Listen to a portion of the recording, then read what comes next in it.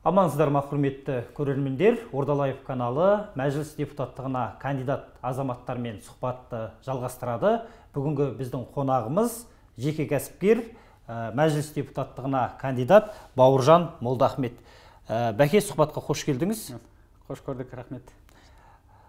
Құрметті Ордалаев көрермендері, егер сіздерге біздің сұхбатымыз ұнаса, каналға жазылып қоңырау түймесін басуды ұмытпаңыздар. Сіздердің қолдауларыңыз мен үшін өте маңызды. Бәке, мына мәжіліс депутаты болсам деген бір ниеттеніп додаға қатысып жатыр екенсіз. Жалпы енді депутат болсам деген шешімге қашан келдіңіз, не үшін келдіңіз? Жалпы депутат болам деген ой, бұл не ғой, мүмкіндік, жаңағы трибуна, жаңағы өзінің ойларында, идеяларын жеткізу. Негізі мен өзім саясаттан алыс адам емеспін. 18 жасымнан студенттік кезде осы саясатпен араласып, неше түрлі жастар саяси ұйымдарында тұрдым, сайлауға қатысып жүрдім, маслихат сайлауына қатысып жүрдім. Бұның мен ішкі несімен, кухнясымен таныспын да. Содан кейін соңғы неде 12 жылы қатысыппын маслихатқа. 3 күн қалғанда мені шеттетті да сол сайлаудан. Ол кезде жаңағы үлкен кісі, сосын жұмыссыз, және сайланатын адам ғана 3 адам жаңа альтернативсіз өтетін сайлау. Мен сол 4-ші болып қапымда, 3 күн қалғанда шығарып тастады. Содан кейін түсінгенім, бұл неде, енді ол кезде жас болдым, енді 25 жасымда болдым. Содан жаңағы ол аяққа тұру керек, күш жинау керек, өзіммен жеке кәсіпкермен айналысып, өзім жағдайым жасап, кейін жағдайым жасағаннан кейін елдің ісіне араласам деген сондай не өзім түйдім да, соған қамданып, міне осы қазір бізге мүмкіндік беріп отыр да, мемлекет тарапынан, сол президентіміз тарапымыздан, жалпы халықта да сұраныс бар да, сол жаңа адамдарға, жаңа неге деген сияқты тұлғаларға. Сол ниетпен өзім қордаланған осы идеялар нелермен келіп, осы сайлау додасына қатысқан ниетім бар да. Өзгеріс енгізуге ниетім бар. Жақсы. Енді әрбір кандидаттың сайлауға қатысатын кезде, саяси додаға кіретін кезде бағдарламасы болады. Сіз өз бағдарламаңызда қандай салаларға басымдық беріп отырсыз? Салаларға болғанда бізде қараңыздар, мәселе өте көп. Қазір мен осы әріптестерім болсын, жаңағы сайлауға қатысып жатқан кандидаттар болсын, мәселе көп. Балабақшадан бастап, жаңа ауыл шаруашылығына дейін тізе шығып кеткен нелер, бәрі мәселелер өте көп, түбегейлі. Мен бұған қалай қараймын? Бұған мәселелерді шешпес бұрын, бұл жаңағы елімізге, Қазақстан деген отанымыз ғой, елімізге, үйімізге күрделі жөндеу керек, бізге анау түбіріне қарау керек, жаңа фундаменталды өзгерістер керек. Бұл фундаменталды өзгеріс жасамай, жаңағы ана мәселелерді шешу өте қиын болады, жаңа әкім ауысқанмен, министр ауыстырғанмен деген сияқты. Мен сайлауалды бағдарлам ең бірінші 3 тұғырдан тұрады. Бұл жаңағы тізе шығып кеткен болса да, жаңағы жемқорлықпен күрес, ол өте маңызды. Екінші сот жүйесі, және үшінші ол тіл мәселесі. Тіл бір болмай, ел бір болмайды. Біз өзіміз көріп жатқандай, еліміз екі қоғам болып кеткенде, жаңа орыс тілді, қазақ тілді. Соған негізгі басым берем. Егер нетсеңіздер, осы ашып түсіндіруге, көрермендерге нетіп беремін. Жемқорлықтан бастайықшы. Бізге келген кандидаттардың көбісі осы жемқорлық туралы айтады. Енді мына жемқорлықпен күресу керек екені ол бәріне түсінікті. Бірақ қалай нәтиже шығаруға болады осыдан? Жаңағы көптеген осы әріптестердің айтуы бойынша жаңағы люстрация керек дейді, мен келісем. Және де ең біріншіне мен мынандай неден ұстанам позиция. Ештеме ойлап табудың қажеті жоқ, өйткені дамыған елдердің тәжірибесіне қарап, солардың несін алуға болады. Өйткені оған адами сағат жұмсалды, тәжірибеден өтті. Енді бастысы өзінің нәтижесін көрсеткен нелерін ету керекпіз, енгізу керекпіз практикамызға. Ол ең бірінші жаңағы, мен ойлаймын, жаңағы жемқор деген презумпция енгізу керек. Яғни, егер шенеулікте жаңағы, басқа болсын, кәсіпкер болсын, бірді-бір жаңағы көрініс тауып жатса, жаңағы байлықтың көрінісіне, ол міндетті түрде жаңағы сотқа шақырылып, және ол сөз жерде жауап беру керек. Қайдан бұл ненің байлықтың шыққан несін? Егер ол дәлелдемесе, оған біз іс қозғатып, және тергеуші оның бүкіл туыстары болсын, жолдастарына дейін шоттарын бұғаттау керек. Ол өте сол тиімді шара да, ол жаңағы Гонконгтың несі, тиімді тәжірибесі, Сингапурдың тәжірибесі, Скандинав елдерінен алған деген сияқты. Сосын жемқорлықтың алдын алу шараларын жасау керек біз. Ол да көп нелер, оған көп тоқталмай қойып, ол 3-4 мен нем бар, идеяларым бар. Сол жемқорлыққа жеткізбейтін шаралар бар. Сосын үшіншіден біз ішкі істер министрлігін реформалау керекпіз. өйткені тіпті болмаса жаңағы грузин несін алып сценарийсін соны енгізу керекпіз. Және ең төртінші басты бұл бізде тәуелсіздік журналистика болу керек. Журналистер тәуелсіз болмай, мынау жемқорлықты тергемей деген сияқты, не ол жемқорлықпен күрес өте қиын болады деген сияқты. Бұл бірінші не жаңағы жемқорлықпен күрес мәселесі бойынша. Екінші және ең маңызды деп есептеймін көрермендер, бұл сот жүйесін өзгерту. Қалай алсақ та біз өзіміз жеке, не таныстарымыз, не туыстарымыз түп келгенде сот жүйесімен нетеміз, бетпе-бет кездесеміз. Мысалға өткенде мынандай нелерде жағдайлар, мүлікті даулары, неше түрлі даулар, жаңа бір ұрып кетті, соғып кетті. Мысалы қазір бізде сайлау болып жатыр. Көптеген әріптестерімді сайлау додасынан шығарып жатыр. Бәріміз тірелетіміз неміз, жаңағы сотқа тірелеміз, сотта әділдік іздейміз. Жаңа ол тергеуші тергейді, ішкі істер министрлігі прокурор тергейді, бірақ түп келгенде шешім қабылдайтын, әділдік іздейтін неміз, бұл сот жүйесі. Сот жүйеміздің жағдайы осы. Өзіміздің президентіміз былтыр осы ақпанда сөйлеген сөзінде 174 судьяны жемқорлық бабымен не аластатылған жұмыста, не жаңағы жауапқа тартылған. Қанша шаралар қолдаса да, жаңағы сот жүйеміз көңілімізден шықпайды. Менің ұсынысымыз, біздің ұсынымыз жалпы, мен шетелде көп жүріп келгесін, және шетелдік тәжірибеге көп жүріп келгесін, мынандай ұсынысты қазір әлемдік және тәжірибеден өткен жақсы несі нәтижесі көрсеткен, мынау ағылшын сот жүйесін енгізу керекпіз. Біз жаңа гибридтік түрде кейбір нелер тұстарын алу керекпіз. Мысалға ағылшын сот жүйесінде қараңыз, 200 жылда жемқорлық несі болмаған, ешқандай не болмаған, фактісі болмаған, сондай істі болмаған. 200 жыл. Қараңыз, қараңыз. Енді соның несі түбірін іздеді ме? Не ол жаңағы қалай ол жаңағы өзі себеп болды. Себеп болды дегеніз. Сөйтсем, оп-оңай, көп нәрселер негізі оп-оңай шешіледі. Бірақ оған жігері керек та, саяси жігері керек, оған шешім қабылдау үшін. Ол біріншіден жас шеңбері болу керек, 50-60 жас. Сосын 15-20 жыл жаңағы өтіл болу керек. Юриспруденция өтіл жаңағы заңгер болу керек пе не деген сияқты. Сіз білесіз, батыс елдерінде жаңағы жалпы медицина саласында, әсіресе мынау заң шеңберінде қызмет істейтін азаматтар өте сол еңбек ақылы жақсы, өте сондай орта тап өкілдерінен жоғары өмір сүретін деңгейлер. 15-20 жыл істегеннен кейін жаңағы судья төрелігіне ие болғаннан кейін ол кісі қандай не қабылдайды? Меніңше кем дегенде жаңағы әділдік жағында шешімдер көбірек қабылдайды. Екінші бұл несі, бұл жақсы бір тұсы, бұл олар заңға қараудан бөлек жаңағы екі неге сүйенеді принципқа. Бұл әділдік принципі. Екінші неге сүйенеді? Прецедент дегенге сүйенеді. Яғни, мысалға, судьяның алдына іс келіп тұр, заң шеңберінде ол жаңағы 10 жыл, 20 жыл не беру керек, бірақ ана кісі өзін кінәсіз екенін дәлелдеп, оның мәжбүр болғанын екенін дәлелі жеткеннен кейін, өзі прецедент ретінде шешім қабылдайды, заңға қарамай.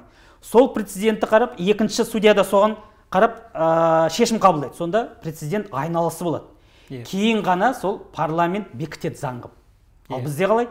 Бірінші заң қабылдайды, сосын төменге жібереді, төменгілер енді кешіріңіз, заң сондай деп бізге жаңағы айыппұлында, несінде деген жазасында беріп отыр. Меніңше бұл өте тиімді не тәжірибе, өзінің тиімділігін көрсеткен тәжірибе. Үшінші жаңағы осы үш не, ең негізгі үш не деген сияқты. Бұл өзінің бүкіл Канада, Сингапурда, Африка елдерінде, ең дамыған елдерінде, оңтүстік Африка елдерінде тәжірибе өткен, Австралияде, жалпы ағылшын несі болған, колониясы болған елдерде көбінде осы ағылшын жүйесін қолданады, сот жүйесін. Соның осы үш тұсын алсақ деп ойлатырмын да. Жақсы. Сіз сөз арасында бұған дейін айтқан едіңіз, жалпы бізде судьялар 25 жастан бастап тағайындалады. Бұл өте дұрыс емес, өрескел қателік деген. Жас адамның судья болуы, жалпы адам тағдырын шешуі, бұл дұрыс емес па сіздің ойыңызша? Дұрыс емес болғанда әртүрлі адам болады, кей кезде 25 жастағы да ой толғағы жеткен азаматтар болады. Бірақ меніңше тәжірибе деген ол өте маңызды. Мен өзім жеке кәсіпкер бола тұра, өзі сот жүйесінің көп нәрсені көрдім, былықтарын, нелерін көрдім деген сияқты. Мысалы, өзім практикамды айтайын, кейбір судьялар іс қаралып жатады да, сосын кейінге қалдырып отырады. Сосын мен өзім сот жүйесінде істеп жатқан азаматтарды танимын, жолдастарым бар деген сияқты. Сосын кейін қалдырғаннан кейін, так бізде өткенде не болады деп, сен қаншама жігеріңді, неңді жұмсап, сот алдында сөйлеп, кейін бір-екі жұмадан кейін келгенде, ана сот судья мырзамыз есінде қалмайды да. Ұмытып кетеді. Ұмытып кетеді, иә. Ол жаңағы неге? Өйткені жаңағы сот бізде өте жұмыстары көп, нелер көп. Оның ойы жаңағы уақыты келген нелер шешім қабылдау керек. Оның ойы жаңағы күрделі мәселелерде жүреді деген сияқты. Оған енді кінә табуға болмайды. Енді бірақ осындай сондай неде, мысалы, тез шешім қабылдау теме ол тәжірибенің мол болуы меніңше өте сол ағылшын жүйесінің несі өте тиімді. Оларда қай жастан бастайды? Оларда 50-60 жастан. Ең бірінші несі 15-20 жыл өтіл болу керек. Жаңағы заң шеңберінде жұмыс. Бізде қалай? Бізде негізгі минималды бұл 25 жас болу керек, және 2 жыл өтіл болу керек заң шеңберінде. Яғни ИП туым болып, сіз оны мен өз мысалға заңгер ретінде тіркесем, ол жаңағы судья болуға неге қатыса алады конкурсқа. Әрине жаңағы конкурстарына нетеді, белгілі бір мемлекеттік нелер тапсырады жаңа тесттерін деген сияқты. Бұл минималды жаңағы сұраныс судья болу үшін. Меніңше бұл дұрыс емес. Енді қараңыздар, мынау мәселе жаңағы пенсиямыз, еңбек ақымыз, көп мәселелері неге Қазақстанымызға инвестиция құймай жатыр? Неге ақшасыз, инвестициясыз ол қан, ақша ол инвестиция қан. Ол елімізді көркету өте қиын. Мысал, қарапайым мысал, неге біздің өткен президентіміз Назарбаев мырзамыз мынау экспо алаңында не құрды ғой, халықаралық қаржы орталығын. Сонда ең бірінші қабылдаған ол кісі Қазақстанның сот жүйесіне сүйенбей, ағылшын сот жүйесін енгізді. Енді нәтижесін көріп отырсыз ғой. Пандемияға дейін көптеген эксперттер соны мақтап атты, жаңағы көптеген инвесторлар келді. Неге оны масштабталмауға бүкіл Қазақстанға қаншама инвесторлар келеді? Бұның бәрі өтірік нәрсе, анау біздің территориямыз үлкен, халық саны көп емес, аз деген сияқты. Бұның бәрі не? Шарасыздықтың несі? Егер бізде сот жүйесі осындай не болса, әділ болса, бізге инвесторлар да келеді, бәрі келеді деген сияқты.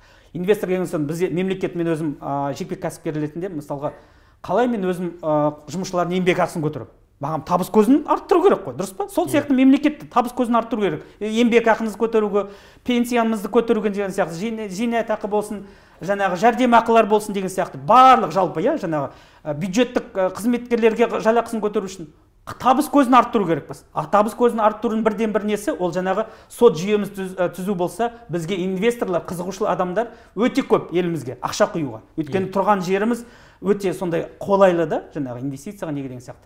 Сонда көп мәселелердің шешімін табамыз. Мынау спикерлер айтып отыр, көптен қатысып жатқан. Ананы жөндеу керек, мынаны жөндеу керек, бұның бәрі былай қараса, осы сот жүйесімен көп нәрселер шешіліп кетеді. Егер сот жүйесін дұрыстасақ. Сайлауалды бағдарламаңызда мына тіл мәселесіне, яғни мемлекеттік тілдің мәселесіне назар аударған екенсізде, тіл туралы енді көп айтылды, 30 жыл бойы айтылып келе жатыр. Бұл жауыр тақырып емес па? Жоқ, бұл өте өзекті деп ойлаймын. Қазір тіпті мынау көршілеріміздің жаңағы соғысы несі, жаңағы бұның бәрі сол тіл мәселесінен ең бір түбегейлі тіл мәселесі жатыр ғой. Өйткені біз еліміз бір тілде сөйлемей, қоғам бірікпейді. Маған мысалы көп орыс тілді нелерім бар, жаңағы жолдастарым бар, тіпті жаңағы өзге өлкелерді айтады да. Қараңыз, жаңағы Швейцария қараңыз, Канадада 2 тіл бар, Швейцарияда бәлен тіл бар, Голландияда бәлен тіл бар деген сияқты. Мен сосын айтам, мен ол елдерде болдым, білемін да, айта аламын өзімнен тәжірибемнен. Мысалға Канададан алсақ, 2 тіл, Квебек аймағы франко тілді, сепаратист не, ол бөлініп, француз тілінде өзіміздің немізді жаңағы жүргіземіз деп, ақыр соңында қазір ағылшын тіл жеңіп жатыр. Тіл арқылы Канада бірігіп жатыр. Енді француз тілдің несі жағдайы ондай, ол жақта ондай емес, мысалы. 10 жыл, 20 жыл бұрын ғана емес. Сондықтан біз не мемлекеттік тілді өлтіру керекпіз, қазақ тілін, не орыс тілін өлтіру керекпіз. Екеуін біреу. Екеуін біреуін уақытша келуге болады. Енді біз өмір бойы орысша сөйлеген азаматтарды біз қазақша сайрата алмаймыз. Менің жаңағы ұстанатын идеямыз бұл жаңағы біз мемлекеттік жаңағы бағдарламалар болсын, жалпы мектептерде, балабақшаларда сапалы білім беру керек мемлекет тілде. Болашағымызға, балаларымызға бұл мәселені мұра ретінде қалдырмауымыз керек. Соған көп деп, мен соған не етемін. Өзіміздің идеяларымыз бар, тіл мәселесі бойынша. Соларды уақытыңызды алмай, қазір ол көп өзім қандай нелерім бар. Әлемдік тәжірибеде көріп, өзімен мысалға Америкада жүргенде соны көргім өзім. Қалай олар мысалға испан тіліндегі мексиканецтер көп қой мысалға. Қалай олар өз несіне интеграция жасап, ағылшын тілін үйрету тиімді тәжірибелерін көрдім да. соны неге енгізбеске деген сияқты сондай нелермен ұстанамын. Тіл мәселесінде тіл ол өте қанша айтсақ та өте өзекті. Бізде қоғам жаңа екіге айтып отқанда екіге бөлініп кетті. Бірақ Аллаға шүкір, мен қазір мына оңтүстік Қазақстан облысында бүкіл оқушылар саны 500-ге мың дейді, мысалға. Солтүстік Қазақстан облысында Петропавл қаласымен есептеген 25-ақ мың оқушы. Мен өзім эмпирикалық мына көз жүгіртсек, тәжірибе жүргізсем, мысалы Алматыда оқып жүрмін да қазір. Сонда академ қалашықта жастардың 95% қазақ тілінде сөйлеп жүрген көріп жүрмін. Неге? Өйткені жастар қазақша бітіріп жатқан жастар келіп жатыр. Өзіміздің Астанамызда Евразия ұлттық университетінде жастар көп қазақша сөйлеп жатқан. Біз соларға үлкен буынбыз. Біз соларға жағдай жасау керекпіз. Жағдай жасау керекпіз. Кейін оларды тағы да қазақша мемлекеттік тілді бітіріп жатқан азаматтарымызға одан сайын жеңіл болу үшін. Мына сайлауалды бағдарламаңызда мемлекеттік сатып алу туралы айтқан екенсіз, жазған екенсіз. Жалпы енді мемлекеттік сатып алу бұл енді жемқорлықтың ордасы деуге болады. Президент Қасым-Жомарт Тоқаев осы саланы реттеуді тапсырған болатын. Жалпы осы салада тәртіп орнатуға үшін не істеу керек жалпы? Мемлекеттік сатып алу туралы мен өзім айта аламын. Өйткені мен өзім бизнес бастаған кезде сол мемлекеттік сатып алудан нелер бастағам. Инженерлік қызметтер көрсетіп деген сияқты. Қазірде мен мысалы өзім кейін сол тастап, сол 10 жылдай ма 15 жылдай өзім басқа не кәсіппен жаңа білім саласында болсын, қонақ үй саласында тағы басқа саламен айналысып, осы пандемияда бәрін сатып, жаңа пассивті табыс көзіне кетіп, жаңа өзім қолым босағаннан кейін енді үйде қол қыстырып отырмау үшін жаңа мемлекет өзім білетін мемлекет сатып алу несіне былтырдан бері араласып жатырмын да. Өзгеріс бар. Өзгеріс баяғыда бұрын кем дегенде сол қатысқан кезде жемқор азаматтарымызға ақша бермей жұмысын жүрмейді. Актіге қол қоймайды. Ол болды. Өзі зам болды, жазылмаған зам 10-15%. Мынау әсіресе мынау самұрық қазынаға кіретін нелерде, жаңа теміржол компаниясында несінде оларда тіпті 15%-ден жоғары болады. Өзім солай жұмыс істедік деген сияқты. Шапкасы. Шапкасы. Қазір оны өзгерістер көріп отырмын. Былтырдан бері қатысып отырмын. Қазір көп нелерді цифрландырған. Әлде оңтайландыратын тұстары бар. Менің ұсынысым бұл барлық жаңағы порталдарды біріктіру керек. Бір портал болу керек. Өйткені бізде порталда 4-5 портал бар. Мемлекеттік сатып алу, самұрық қазынаның несі бар деген сияқты тағысын. Солардың бәрін біріктіру керек. Сосын сомасы жоғары нелерді тендер қылып саған. Конкурс қылып саған. Оның керегі жоқ. Оның бәрін баға ұсыныстарына түсіру керек. Әрине жаңағы мемлекет қауіпсіздік, сонда қауіпті заттар деген сияқты кейбір нелерді ол жаңағы конкурс арқылы болу керек. Қалғандарын бәрін баға ұсыныстарына жіберу керек. Сосын мынандай жағдай. Біз актілерді жабамыз, электронды тіркейміз. Сосын ақша алу мәселесі қиындап кетеді. Айлап, жаңа 30 күн дейді. Несіне созып алады. Біз конкурсқа қатысу үшін біз өзімізді ақшамызды тіркеп қоямыз. Неге сол мемлекеттік тапсырыс беруші де ақша тіркеу керек те? Акт жабылса, неге істейді? Ақшасын жіберсін. Өйткені ақша бұл бизнеске, бұл ақша ол тірлікті. Ол бір күн ақша тұрып қалған өзі қанша неге ұшырайды, шығынға ұшырайды деген сияқты. Сол түсін етсе, сосын мынау мемлекеттік сатып алуда бізде қаржы министрлігі сонымен айналысады. Өзі жаңағы оператор, өзі тергейді, өзі жаңағы тексеріс жүргізеді. Меніңше бұл нені бөлген дұрыс деймін да, жаңағы бұл тексерісті жаңағы тергеу нелеріне берсе, жаңағы қаржы министрлігі жаңағы оператор ғана болып қалу керек. Сайлауалды бағдарламаңызда мына халықтың табысын арттыру үшін әр азаматқа $1000 тікұшақ ақшасын беру мәселесін көтерген екенсіз. Бұл қаншалықты мүмкін, жалпы механизмін түсіндіріп берсеңіз? Бұл жаңағы сіз аяқ жағын айттыңыз. Негізі 10 ұсыныстарым бар. Жаңағы түбегейлік фундаменталды ұсыныстан бөлек, жаңағы тағы 10 шақты нем бар. Оны көрермендер жаңа Инстаграмда тіркеліп, толыққан таныса алады. Ең соңында осы тікұшақ ақшасын ұсынып отырмын. Бұл егер біз жаңағы отандық тауар өндірушілеріміз қолдап, солардың деңгейін көтерсек, жаңағы белгілі бір шаралар қолданғаннан кейін бізде қазір елімізде мынандай әділетсіздік бар да. Көптеген халықты қолдайтын нелер бар, шаралар қолданып, жаңағы ипотекалық, жаңағы жеңілдетілген бағдарламалар, автокөлік несие деген 18 секунд не болып кетті ғой, жаңағы күлкілі деген сияқты. Тағысын көп нелер. Бірақ түптеп келгенде көбі өзі халық әсіресе жаңағы сол неге мұқтаж адамдар, зәру адамдар соған қол жетпей жатыр. Белгілі бір пайызда кішкентай адамдар ғана қамтылады да, сол мемлекеттің жаңағы назарына деген сияқты. Менің ұсынысым бұл бізде $33 миллиард жаңағы ұлттық қорда жатыр. Егер $1000 әр қайсына шақсақ, $1000 кеп тұр. Сонда 19 миллиард жұмсалады екен. Бұл өте сондай, әсіресе көп бала отбасыларға өте күшті не болады? $1000 алып отсақ, 500 мыңдай ақша деген сияқты. Бір әр жанға деген сияқты. Бұл ең бірінші әділ немен ол ақшаны қайда жұмсайды өзі біледі. Жаңа несиесін жаба ма, тағысын бизнес бастай ма, үй ала ма, не ала ма өзі біледі. Бірақ сол $1000 алып, бұл жаңағы экономиканы, сайлау алды бағдарлама бар ғой, соны енгізгеннен кейін, соны жүзеге асырғаннан кейін экономика дамуына, дүмпуіне үлкен серпін береді. Ол тікұшақ жаңа ақша тарату дейді. Мысалға оны батыс елдерінде сол қолданып, пандемия кезінде мысалға бізде 42 мың таратса, ақшта $1000 таратты. Ал Ресей тіпті ақша таратпады. Неге екені Путин мырза соғысқа дайындалып деген сияқты. Біздікілер не батысқа қарап, не көршімізге қарап 42 мың теңге $100 таратты, бірақ өкінішке орай несі тиімділігі нашар болды. Арт жағы сосын даулармен нетіп кетті. $1000 арқасында жаңа батыс елдері пандемия біткеннен кейін экономикасын тез арада қалпына келіп дүмпуге түсу жолын таптырмайтын не болды? Мүмкіндік болды. Сол халыққа таратқанның арқасында. Өйткені халық жұмыссыз қалды, жаңағы табыс көзсіз қалды деген сияқты сол үлкен мүмкіндік берді. Ал біз қазір көріп жатқан жағдайымыз, бұл Қазақстанда кедейшілік белең алып бара жатыр.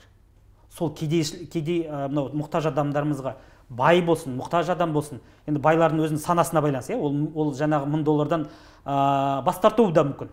Мүмкін. Бірақ енді бай адамдар сараң келеді дейді ғой. Есесіне бәрін көңілінен шығатын не деймін де, сол $1000 таратып, әл ауқатты көтеріп, экономиканы көтеруге. Бұл $1000 беру халыққа, бұл популистік ұсыныс емес па? Популистік ұсыныс болғанмен, бұл серпін беруге таптырмас не мүмкіндік болады да. Экономикамызға, өзіміздің тауар өндірушілерге үлкен серпін ретінде. Әрине популистік несі бар. Бірақ ол қалтамыз, мемлекеттің қалтасы көтерілетін не да жоба.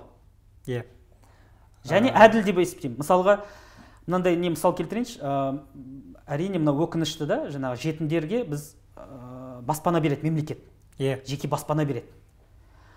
Ал менің ауылымда бар, мысал келтірейін, өмірлік мысал. Ауылымда 7 баланы өсірген ана бар. Ол балалардың кінәсіне, анасы қалған үшін кінәлі ме? Олар қашан үй алады мысалға? Олар қалай жаңағы әлеуметтік баспалдақтан көтеріледі? Мына кісілер жаңағы жетім қалған не, ол аянышты жағдай, үй береміз, не береміз. Бірақ меніңше бұл әділетсіздігі үй беру керек, бірақ жеке меншікке емес. Өйткені естіп жатырмыз көптен жаңағы осы криминалдық оқиғалар болып жатады, үйлерін тартып жатады, сатып жеріп жатқан нелер жағдайлар болады. Сондай көптеген әділетсіздік нелер болады. Сол жаңағы несие тарату деп бәрін механизмдер көре тұра, соның әр адамға бәрібір дегенде әр азаматымыз көңілі қалып қояды да, өйткені сол неден тыс қалды. Үй алмай қалдық, анасы алмай қалдық, жәрдемақы алмай қалдық, машина алмай қалдық. Соны таптырмас несі, жаңа әсіресе президентіміздің көңілінен шығатын деп ойлаймын осы шараны қолданса. Қазір сіз түсіп атқан округтан, Астана қаласы нөмірі 2-ші округынан жалпы қоғамға танымал азаматтар түсіп жатыр. Енді олармен бәсекелесу сізге қиын емес па? Енді ашығын айтсақ, сіз енді публикаға, публичный адам емессіз. Осындай жағдайда танымал тұлғалармен күресу, бұл енді қалай сіз жеңілім деп ойлайсыз ба? Мен басында айтып кеткенде, халықта сұраныс бар да, жаңа тұлғаларға, жастарға, негізі идеялар бар жастарға. Сол сұранысты ескере отырып, осы додаға қатысып отырмын. Менің қарсыластарым, әрине, жаңағы аманат қолдаған ағаларымыз бар, спорт ардагері Тәңірберген Бердоңғар ағамыз бар, ол кісімен жуырда сұхбат болды мен Инстаграм парақшасында. Уәлихан Қайсаров бар. Бірақ тағы басқа жаңағы оппозициямыз деген азаматтарымыз бар деген сияқты. Бірақ айтатын дегенім, бұл кісілердің қалай айтса, дәуірі өтті десем артық айтпаспын. Өйткені олар жасарын жасады, келген нәтижеміз осы. Рахмет, әрине біз Аллаға шүкір, бірақ көңіліміз толмайды, халықтың көңілінен шықпайды. Сондықтан менің ойымша жастарға жол беріп, мен мынандай сұрақ қойым келеді да азаматтарға. Егер жақсы өмір сүріп жатсаңыздар, сол танитындарыңызға дауыс беріңіздер. Егер жоқ, сізді қанағаттандырмаса, елімізде болып жатқан жағдайға, онда жастарға мүмкіндік беріңіздер. Мынау мәжіліс депутаты болғысы келетін адамдарды біз енді кейбір адамдар жақсы жалақы, жайлы үй, жайлы машина, көлік үшін депутат болғысы келетін шығар деп ойлайды. Неге сіз мәслихат депутаттығына түсіп, өз бағыңызды сон жақтан сынап көрмедіңіз? Тәжірибе аласыз дегендей. Иә, мен ол маслихатқа айттым, жаңа қатыстық 2-3 рет, бірақ нәтижесі жаңағы сайлаудан тыстатты да. Менің идеяларым, жаңағы нелерім, өзгерістер бұл маслихатта емес, мәжілісте талқылайтын мәселе деймін. Екіншіден, еңбек ақыға келсек, мен мәжіліс депутаттығын еңбек ақысына қызықпаймын, өйткені миллион теңге ме, сол шамалас. Бұны жаңағы пенсиялық жарнасы бар, анасы бар, мынасы бар, өзі тазасы 700 ба 800 алады. Мен өзім көп бала ата-анам, Аллаға шүкір 5 баладан артық балаларым бар. Нақты санын айтуға болмайды ғой, енді көз тию деген бар. Мен өзім отбасыма, балаларым мемлекеттік мектептерде оқиды. Отбасыма, сол балаларыма жұмсалатын есе көз жүгірсек, өзі сол 500-700 мың кетеді екен.